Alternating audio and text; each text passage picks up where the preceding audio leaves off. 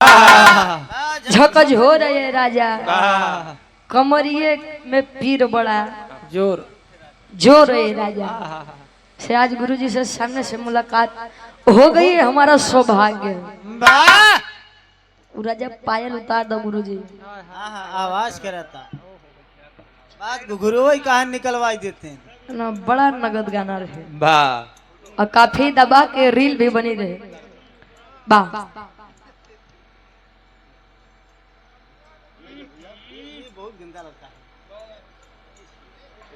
आओ गुरुजी, तनी सा भाव बने, ज्यादा समय नहीं ले। हाँ अब क्या करना है?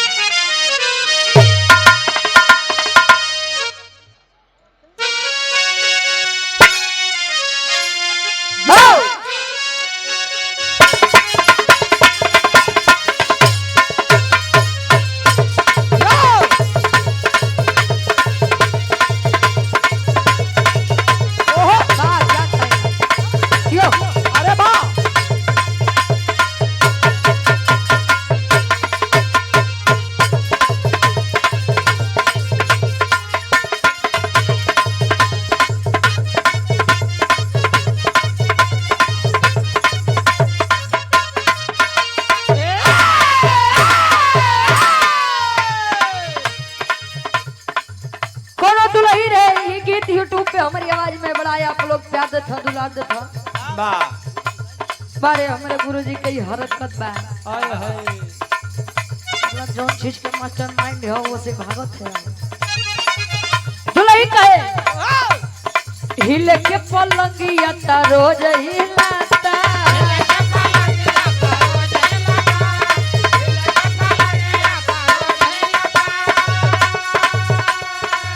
ए छतन भैया दोनों आँख से ठीक है का चाहता प्रतापगढ़ जाई अनहराई के जाई बंद कर भाई। नौ लोग बड़ा दूरिया से आए, बंद करवा दे हमारे बारी में, बंद कर दो करे बाद चलाई दी। हाँ नहीं भाई आगे।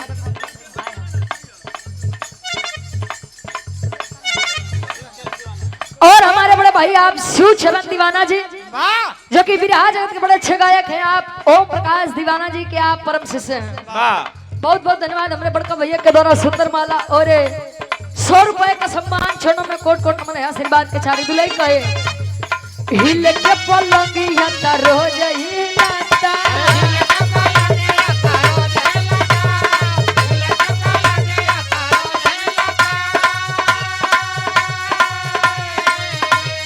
बाकी हूँ भातार में ना मजा मिलता, बाकी हूँ भातार में ना मजा मिलता, हिले के पलंगिया ता रोज हिलाता, बाकी हूँ भातार में ना मजा मिलता। शौकी बरखात नहीं थे,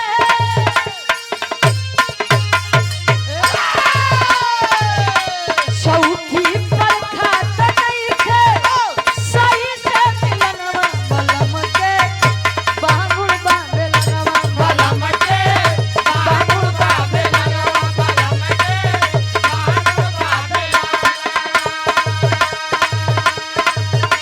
बलम के बाबुल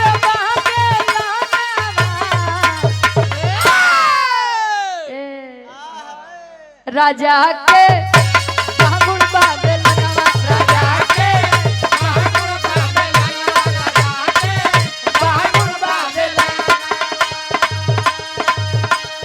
कोई हिले के पलंगिया ता रोज हिलाता, अब बाकी वो भातार में ना मजा मिलता। बोले दुलही अपन नर बतावे भइल बटे बड़ी तीर छोल देवारा,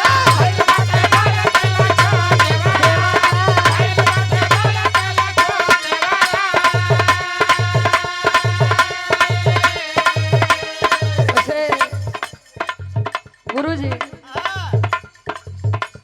एक देवर भौजाई के चलते फूल देवर भौजाई बदनाम है बेचारा। एक गाना आया था कि पतिया नतिया पटना बा, देवरा डोरी चटना बा। एक गाना और है कि देवर जब खूब सूरत बा तब भतार के कवन जरूरत बा। हाँ, परदेश जा बंद कह दे। एक गाना और है कि घरे आईबा जे बोलम ना बहरवा से तो दिलवा लगा ले करियवा देवरवा से। अरे बहादुर इस कुल बेचारे परदेश जा बंद कह दी। हाँ तू शुक्र मनावा कि चाची तो पतिव्रता मिली है का हो?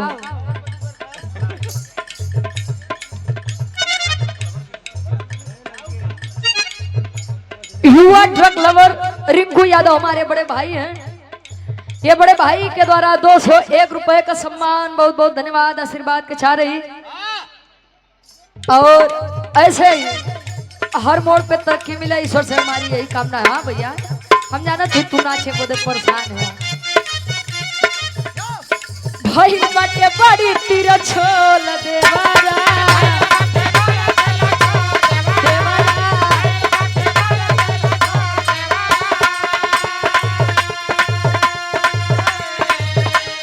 भइल बाटे बड़ी तीर छोल देवारा रोज रात में पढ़ावे ला भूगोल देवारा भूगोल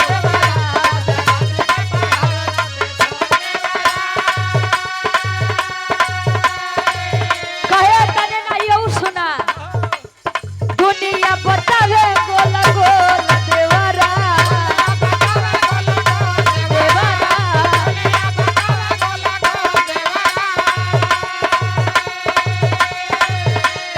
दुनिया बतावे गोल गोल देवरा रोजा राती में पढ़ावे ला भूगोल देवरा रोजा राती में पढ़ावे भूगोल देवरा।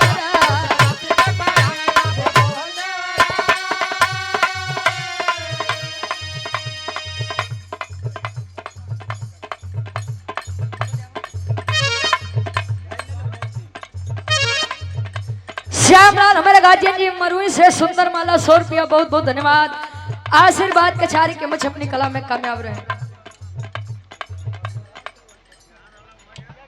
और हमारे गार्जियन जी आप दरोगा यादव जी गीता नगर रानीगंज प्रतापगढ़, हमारे प्रतापगढ़ से इतना दूर केवल बिरहा सुने बोधे आए हैं।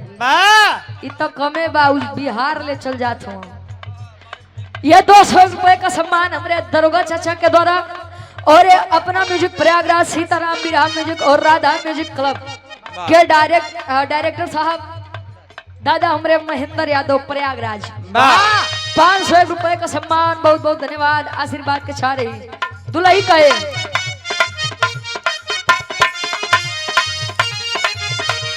साझे से काहे निहारा तारा वो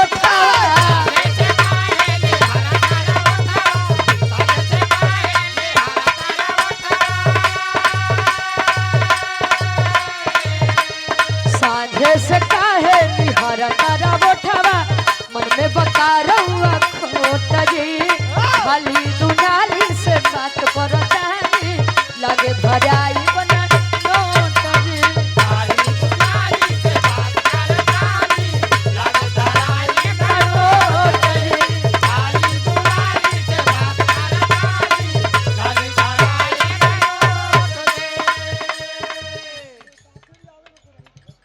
मुसाफिर यादव जी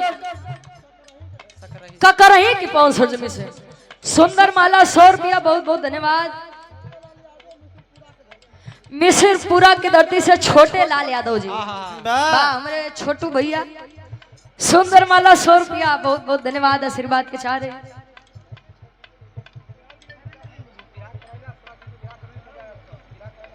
धर्मेंद्र बिंद जी अच्छा हर साल बिरहा करवाते हैं, दीपावली के बाद हमें आना भी है हमारे गार्जियन जी, बहुत धन्यवाद। अच्छा प्रयागराज से हमारी बड़की दीदी सोना सुहानी जी आकर के गा करके गई भी, बहुत बहुत धन्यवाद बाबू, कम से कम बिरहा बचाए तो होया। सुंदर माला 201 रुपए का सम्मान।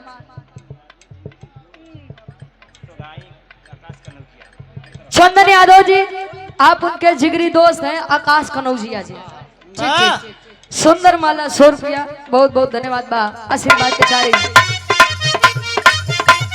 साझे से काहे निहारा तारा उठावा मन में पकार हुआ खोट जी खाली दुनाली से बात करता नहीं लगे धरई बात ना लोट जी।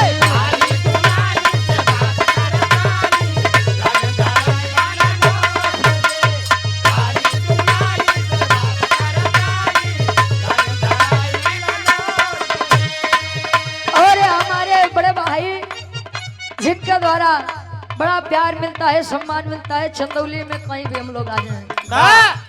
हमारे पहलवान भैया चंदन यादव, पहलवान भैया दरियापुर चंदौली से, जो कि अपने दरवाजे पर बुला करके हमारा और आदरणीय विजयलाल गुरुजी का विवाह करवाए थे अपने दरवाजे पर, और सम्मान देने का आपने कार्य किया था। और आपसे मिलकर लगता है कि सम्मान क्या होता है। सुंदर माला और 2000 रुपए का सम्मान, बहुत बहुत धन्यवाद। आशीर्वाद के चार की हम बच्चे अपनी कला में कामयाब रहे, जो कि प्रधान पद के भावी प्रत्याशी भी हैं। वाह वाह, धन्यवाद। ईश्वर करे कि विजय का तिलक आपके मत्थे पर लगे।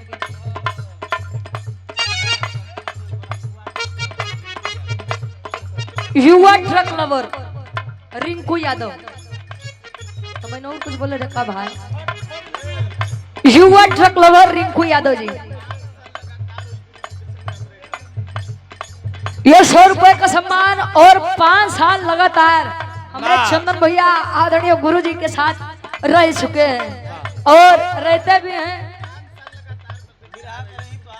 अच्छा, 5 साल लगातार गुरुजी के संग में आप भी रहा, हमार भी रहा रही लगातार 5 साल। चलो पता नहीं, एक बार हो गया, अभी 4 साल होना अभी बाकी है। और अगली बार 17 जनवरी के रहे, 17 जनवरी 2027। अब इन्हें से निमंत्रण बा। बहुत बहुत धन्यवाद हमरे भैया चंदन पहलवान भैया। बच्चा यादव जी 51 रुपया, बहुत धन्यवाद। उ लड़का बड़ा रंगदार है, बड़ा दिल खुश आदमी है मेरे चंदन भैया जैसा। क्या कहे आकाश खनौजिया जी सोगाई की 5 सजनी से हमारे चंदन भैया के करीबी हैं। सुंदर माला 100 रुपये, बहुत बहुत धन्यवाद। कहे चल साथ हमारा हम चार कमरा,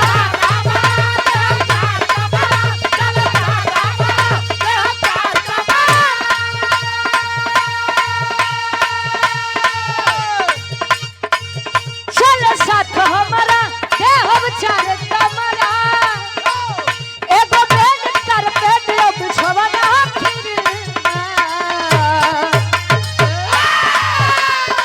खाना और पीना साथे रहना फिरीबा, खाना और पीना साथे रहना फिरीबा, तहरा लकीन खान गहना फिरीबा, खाना और पीना साथे रहना फिरीबा, तहरा लकीन खान गहना फिरीबा।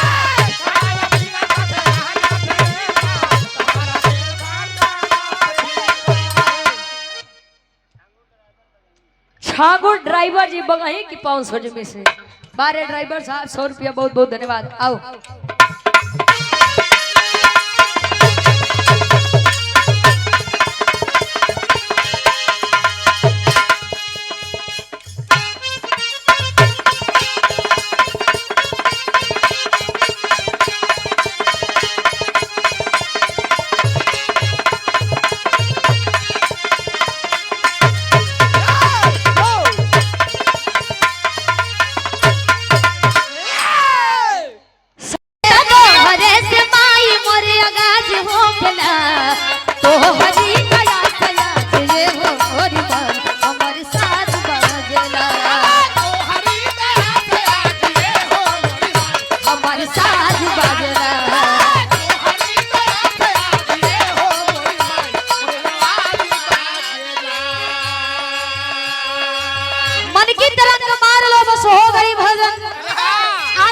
सुधार लो, बस हो गई भजन।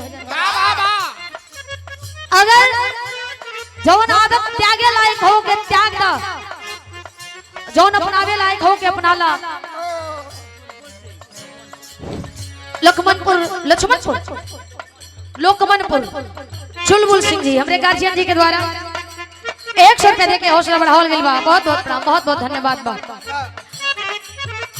ई मन बड़ा चंचल हो, बड़ा अधम हो। भक्ति भाव भजन में वैसे भी नहीं रमेला जल्दी, आ जब रम जाला एकदम कहला है। एकरा के बांध छान के रमावे जमावे पड़ेगा। और हमने के गार्जियन जी, मुसाफिर यादव भगत जी, प्रतिभा बाबा जी, आप भी मंच पाइल वाली बहुत बहुत प्राप्त बनी, स्वागत बा, अभिनंदन बा। बतावल दाता हमारे भक्ति भाव भजन के आखिरी बन में खानदान के परिचय बा। कौने बगिया के छोटा सा एक सिंचल पौधा बानी, छोटा सा कली बानी जननी कैसन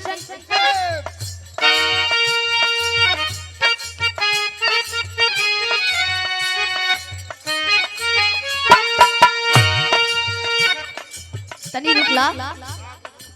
गुरु जी आइल बानी, मुसाफिर भगत हमनी के गुरु जी प्रतिभा बाबा, बड़ा प्यार बड़ा स्नेह रहे। चंदौली की धरती पर कहीं कार्यक्रम हो जाए वहां पहुंच के भर भर के आप आशीर्वाद दिला।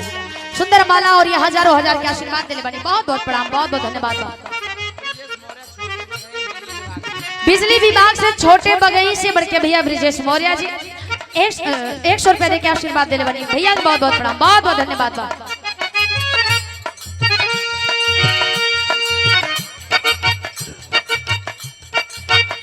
तू वछाए परसु नंदन के माई, रखी है तू हरदम सजाए हो।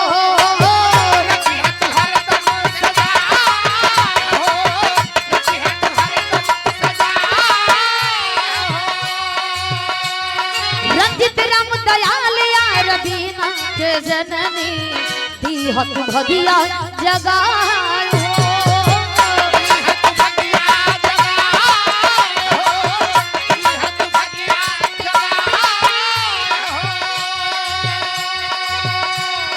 तो हरे ही दम पे आज जोखन कलम पे तमिजाज बांधला।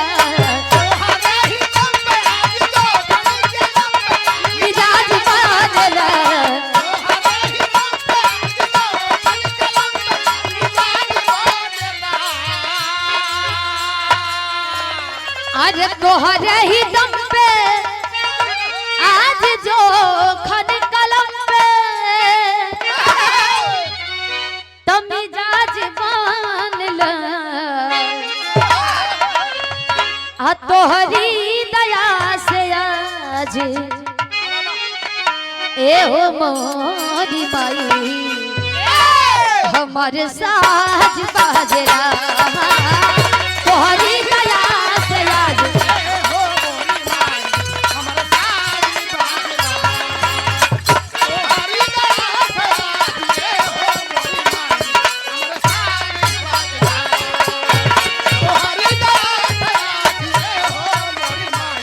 हमारे साज बाजला।